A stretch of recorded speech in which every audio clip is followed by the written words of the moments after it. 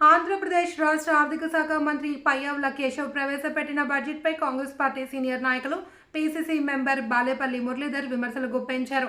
ఎన్నికల ముందు కూటమి ఇచ్చిన హామీలకు ప్రభుత్వం ఏర్పడిన తర్వాత చేస్తున్న పనులు పొంతనలేదన్నారు. ఇదే విషయం నిన్న ప్రవేశపెట్టిన బడ్జెట్ తేటతెల్లం చేసిందని విమర్శించారు. ఓట్ల కోసం అమలు సాధ్యం కాని హామీలు గుప్పించి చేతులెత్తేస్తామని చెప్పలేక సంక్షేమ పథకాల నిధులకు కోతలు పెట్టారని ఆగ్రహం వ్యక్తం చేశారు. యువతకు ఉద్యోగాల మాట ఒత్తి మాటేనన్నారు.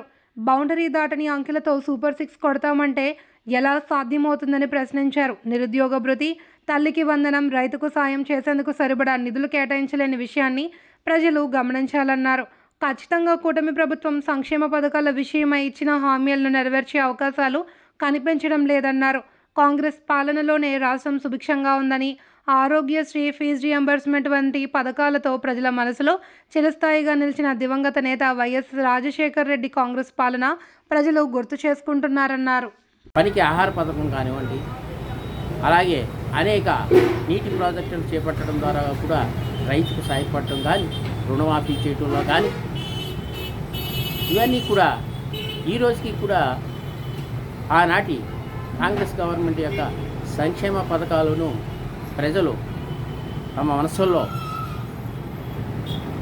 నిశ్చలంగా నిలబెట్టుకుని ఆ రోజే బాగున్నాయి, కాంగ్రెస్ ప్రభుత్వం యొక్క విధానాలు మంచివి అని ఈ రోజుకి కూడా దివంగత వైఎస్ రాజశేఖర రెడ్డి గారిని వారి మనసుల్లో దేవుడిగా కొలుస్తూ ఉన్నారంటే కాంగ్రెస్ పార్టీ ప్రభుత్వం యొక్క పాలనా దక్షత తెలుస్తుంది.